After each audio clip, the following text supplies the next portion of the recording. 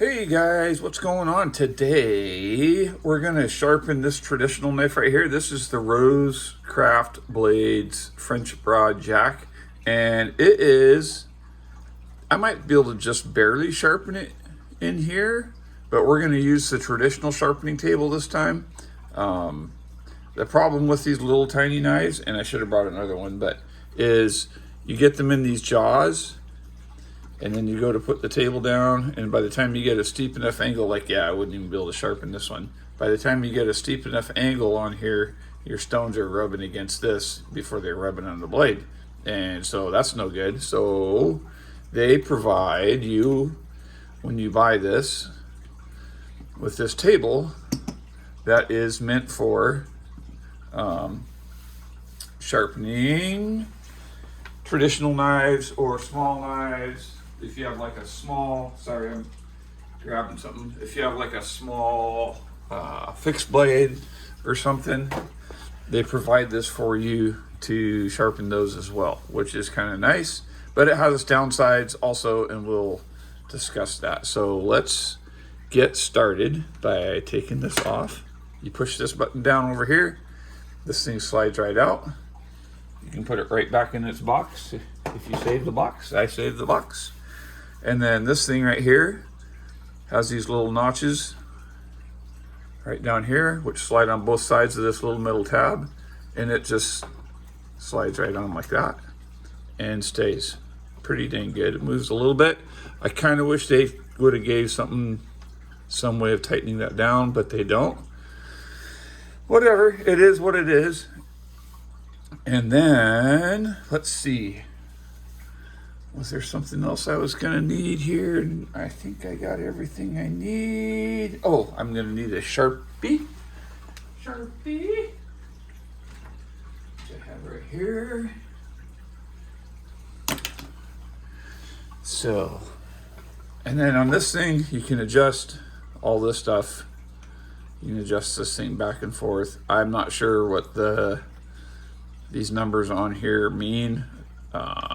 I just use them to set the blade at about what I want, and I want it to be square. I want this edge to be square to the sharpener, so that's what you do with this, is adjust this a little bit until you get it square with the sharpener. And I try to push it over all the way. Like, you don't want to be out here where it's just flopping around. You want it over all the way. And then you want to, I like to check it both sides to make sure it's working the same both sides, and it is. And there you go, you're kind of set to go. And then I like to knock over the camera. Oh, I need a new tripod. My tripod has a broken leg. Anyway, there, how's that? Sorry, I'm not going to edit that out. And then let's put a stone on here. Let's start with, because these blades are so thin, I don't really like to start with a real coarse stone, because I'm not going to really be doing a super whole lot of reprofiling.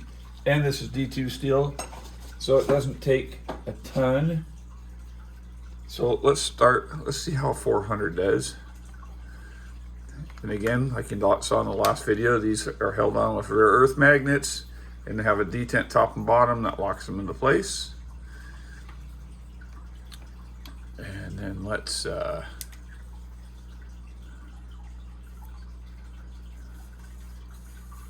do that.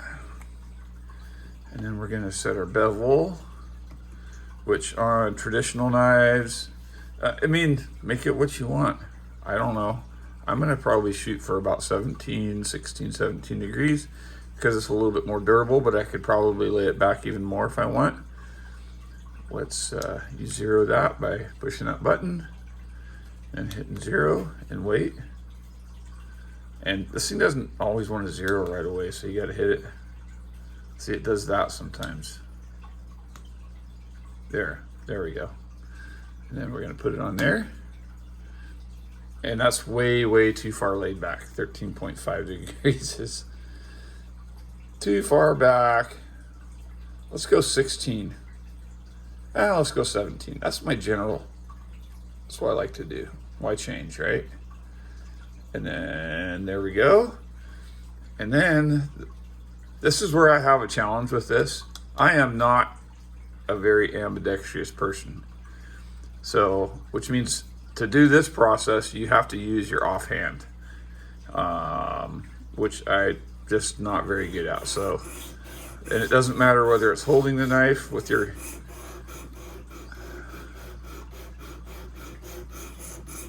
like this. See, and I can feel it getting wobbles, and it just, I don't like that.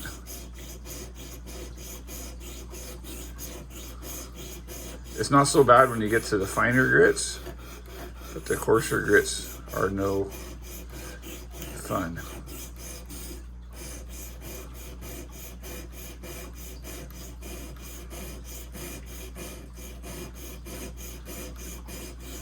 So at this point, you're basically using it like a Edge Pro Apex. Anyway, let's see if we got a burr, because we totally got that Sharpie to go away. And it feels like we're getting super close to a burr anyway. So we won't be using 400 for very long.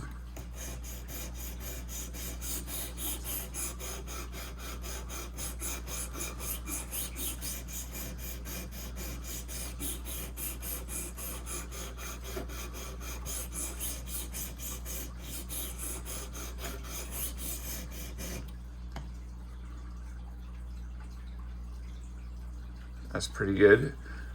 And then you just flip it over like that, put it up there like that, and you're right back on your angle.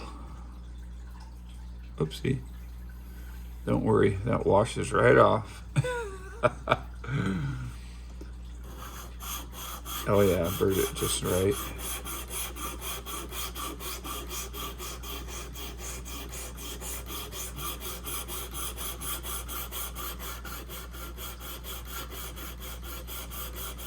Gotta say one thing, they did the plunge grind on this knife just right. I'm not digging into it, so that's good. And the other thing about this is I don't super hard use my traditional knives. They're more or less for a backup, or if I'm in a situation where pulling out a modern folder just isn't really a good idea. Like, I don't know if I'm at like a doctor's office or whatever, someplace where I just don't feel comfortable pulling out a modern folder and having people go, oh, look, he's carrying a knife. Because I've heard those comments before. Otherwise, it just kind of sits in my pocket most of the time. Ah, dang it.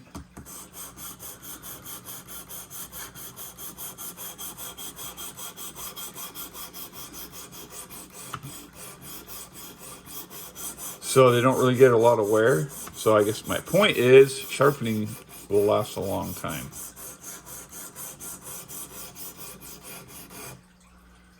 Because the other thing about traditional knives, because they're so thin, they get super, super scary sharp.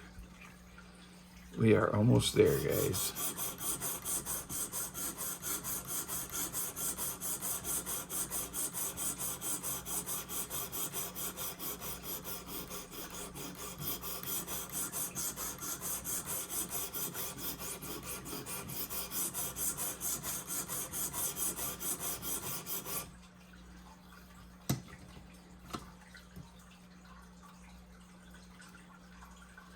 Let's see.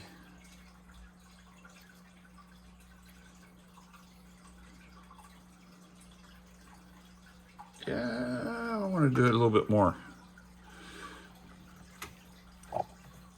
And I want to bump the camera some more. I really like doing that part.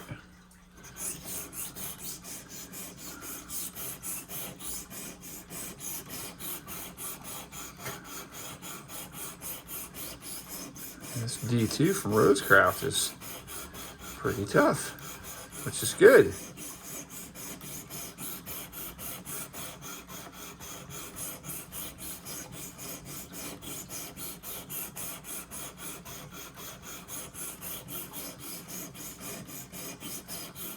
And I have to admit, it's a lot easier doing this on a Wharncliffe.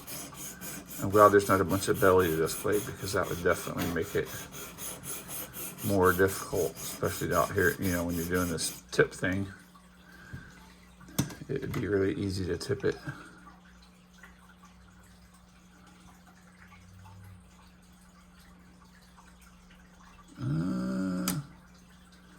Not really getting to burr the whole length of the blade.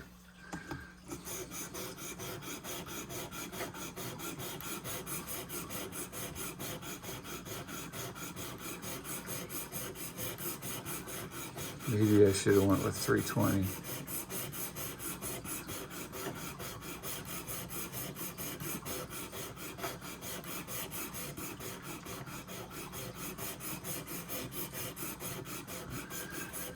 And you'll see on other channels where guys like to tape off their blades and stuff like that because they don't want to get scratches on them or what have you. And I'll do that if I'm sharpening someone else's knife. But this is my knife, and I don't really care if it gets scratched up because it's a user. That's what I got it for. So.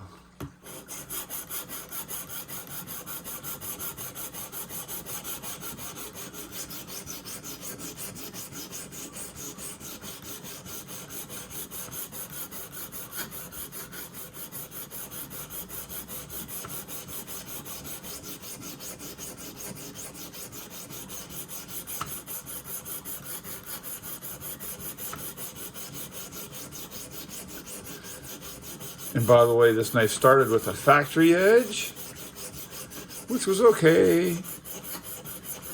It was sharp enough. It wasn't like the laser it's going to be by the time we're done. Oh yeah, that's good.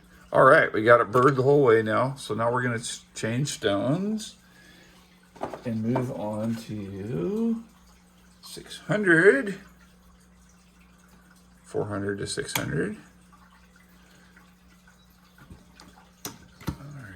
That back up in there, turn that over.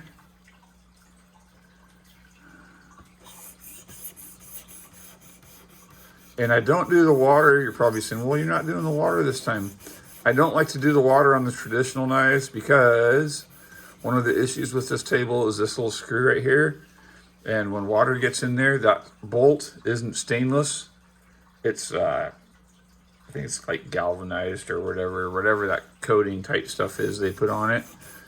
But when water gets in there, it kind of gunks it up and it corrodes up a little bit and it gets stuck. And then I got to oil it and mess with it to get it to move because it's, you know, I don't sharpen traditionals as often. So just one more thing. I wish they would have just given us a smaller set of jaws or some other way to work this, but this works. It's still better than what I could do. What I could do. I want to repeat that. What I could do by hand sharpening. I am not a good hand sharpener. And I know I said this in the last video. People like to make the comment, oh, you could figure it out. You could learn it. It's not that hard. I have been trying to learn how to hand sharpen since I was 14. I'm 57. I'm still not very good at it. Sorry. I don't think it's going to happen if it isn't happened by now. I mean, I'm not terrible. I can get a working edge, but I can't get the laser edge that I can get with this. And I know that there's guys who can. I've handled knives that were hand sharpened by people who've gotten knives to a laser edge. I don't know how they do it. They just have a really good steady hand that get that consistent bevel on both sides. I don't. I end up with a weird, sometimes lopsided bevels and just weird stuff. Scandi grind, I'm really good at doing a Scandi grind, but that's a lot easier because, well, we'll do that because I'm going to do a Scandi grind video eventually with whetstones.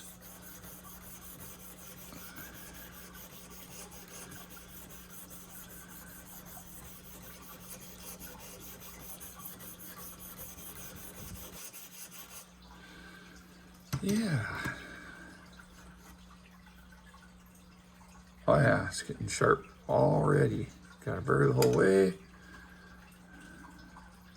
That's the other thing you gotta watch out for when you're using this bench is if you slide it too far over and get it up onto this flat on the kick there, it'll change your angle. And if you don't recognize that you've done that, it'll screw your knife all up and you'll get lopsided angles and have to start over, and it's a real pain.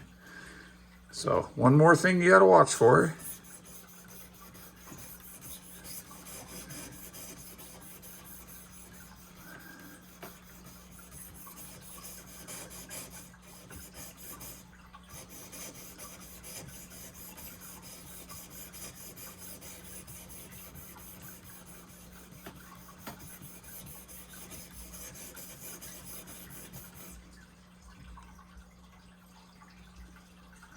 That's burred the whole way. And we're gonna go ahead and change stones again. I would take longer, but since I'm doing a video, no need. And it's actually getting plenty sharp enough. So now we're gonna go to the 800 grit. And I think we're getting ready to flip over to this side. It is nice that it does that, at least. Like you don't have to hold it. So that's good. Sorry guys, my eyes are watering for some reason. And then we're gonna do this side. And see, it moves a lot less when you get to the higher grits, which is nice because it's not grabbing the edge so bad. Except for when you bump the camera like that and you bump it again like that. Oh. Speaking of which, I've been using a different, well, actually, I've been starting to use a video editor, which changes my videos a little bit. And I was just wondering what you guys thought of that. If you have comments down below, if you've watched my last, at least my last 2 videos, I think. Because now I can select what it uploads as far as like, I've been uploading them in HD. If you like that, if you think that looks good. If you didn't notice, whatever.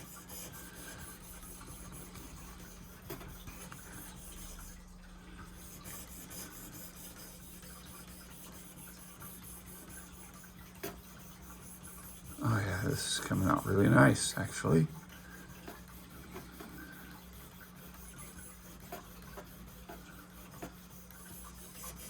Having a little trouble with that heel right there, but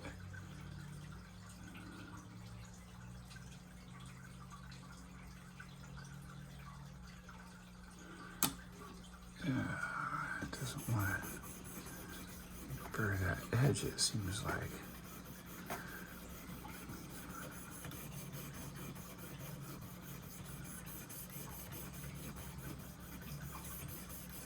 Always check your burr.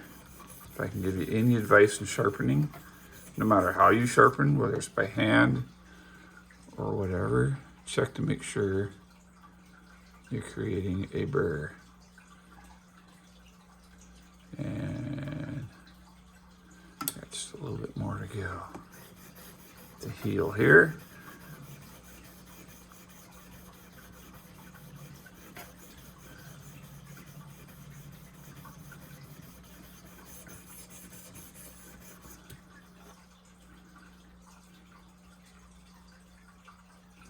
Just a little bit more to go at the heel. I don't know what went on there. I must have rode up onto the plunge a little bit or something on the first go around. And didn't get, or I just didn't get it apex the first go around. But we can apex it now. It's all good. It's super, super close.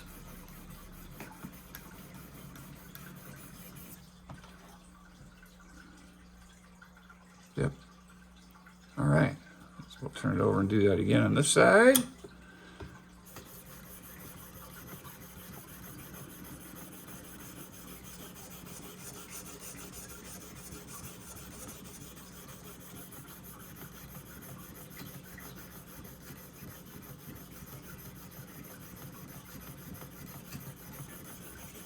Same thing, it doesn't want to do the heel as much. We will get it though.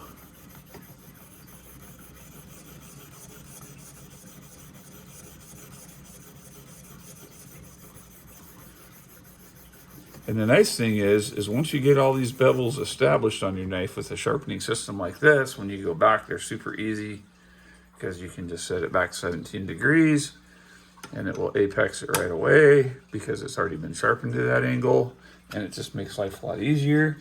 Now we're gonna go to the white Arkansas stone thing, acrylic, whatever they call it, stone, dagnabbit, ceramic stone. And it needs cleaned. Okay. We're gonna clean it before we use it on there. Get some of those metal chips out of there. And one thing you can do if these get too much metal chips in them, well, I haven't tried it with these, but I've done it with my KME. And see, with this stone, you can do it without even having to hold it, because I'm not using any pressure. Well, until you get out there to the tip. What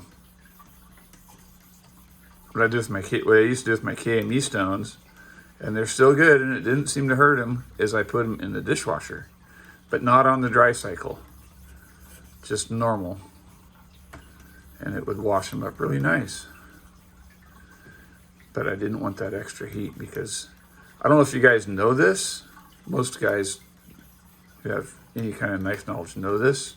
Never put your kitchen knives in the dishwasher, and make sure you teach your wife or your girlfriend or your boyfriend or whatever to never put your knives in the dishwasher, because the heated dry cycle will ruin the heat treat right at the very apex of your edge, and you will have to resharpen your knives, because it'll soften that edge and take your edge right off your blades, especially the heated dry cycle. So I know it doesn't seem like much, but did you know that the heated cycle in your dishwasher actually gets hot enough to cook food? You can actually take a salmon, and I've done it before, and it actually came out really good, and you wrap it in plastic in tinfoil really tight, watertight, and run it through a cycle of your dishwasher, and it will cook it almost perfectly. It's crazy, but it works.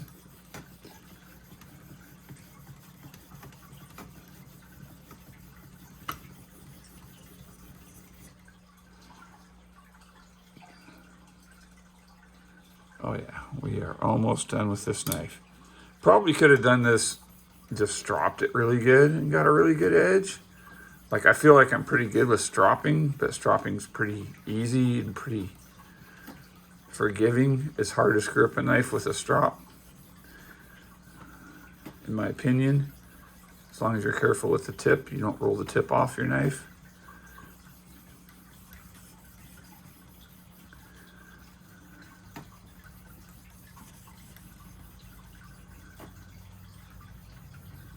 Or you can use just the strop on your angle finder, on your angle sharpener, sorry.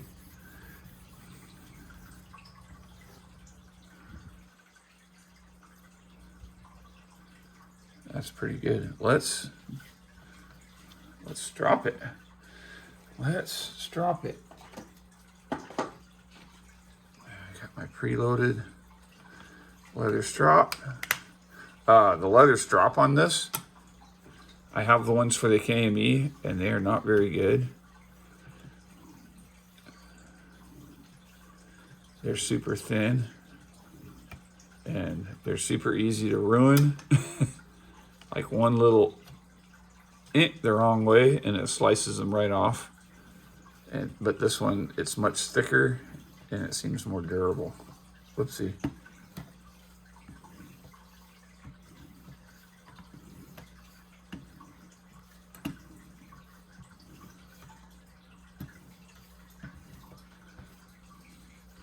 Although, I will say stropping with this thing, for me anyway, is difficult, because like I said, I gotta use my left hand, and I am not ambidextrous.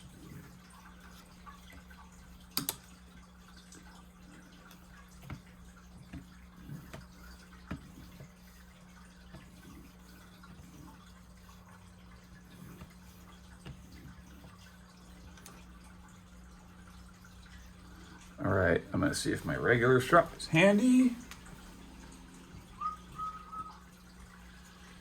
And we'll run across that a couple times. Here's my regular strap.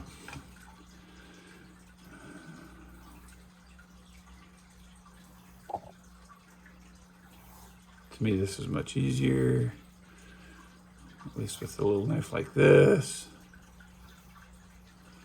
And basically all you're doing is polishing the edge up and taking the burr off.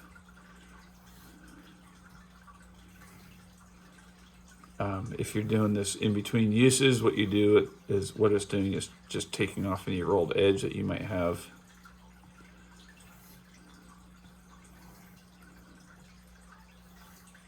And you can go this way too.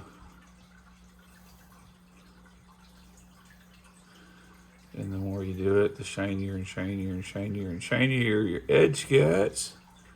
Does that make it better? I don't know. Cedric and Ada does cut testing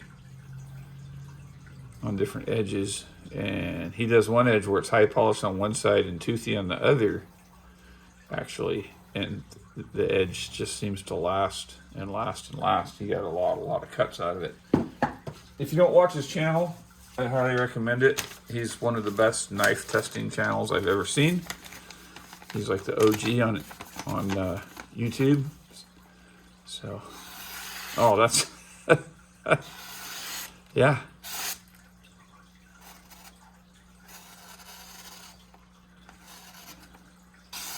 Yeah, that's really good. Really good. You can't even hardly hear it. So, there you go, guys. There is another sharpening video down. Sharpening a traditional knife with the table. What do I think of it? I think it's okay. I don't think it's perfect, but I think it's better than nothing. I wish that they actually used stainless bolts on there. It would be really, see, it's already sticky. Crazy, and I just oiled it. Stainless bolts would be nice on there. I don't know if they could put stronger magnets or different magnets so you didn't have to hold it, or some kind of clamping. It'd be nice if they just came up with one that had just some kind of angled clamping device or something that made it work better. That would be really good. Otherwise, yeah. Oh, and by the way, if you're doing your angles and you don't have an angle finder, on this thing right here, this side will say clamp on it, and that's for when you're using your jawed clamp for your angles, this thing. And then this side right here is for when you're using the table, which I was just doing. It'll say, and it says table and it says clamp. So if you don't have an angle finder and you're trying to figure out what your angle is, because they're not the same. So anyway, get your family together, get out there, turn off the television. Toad Sticker out.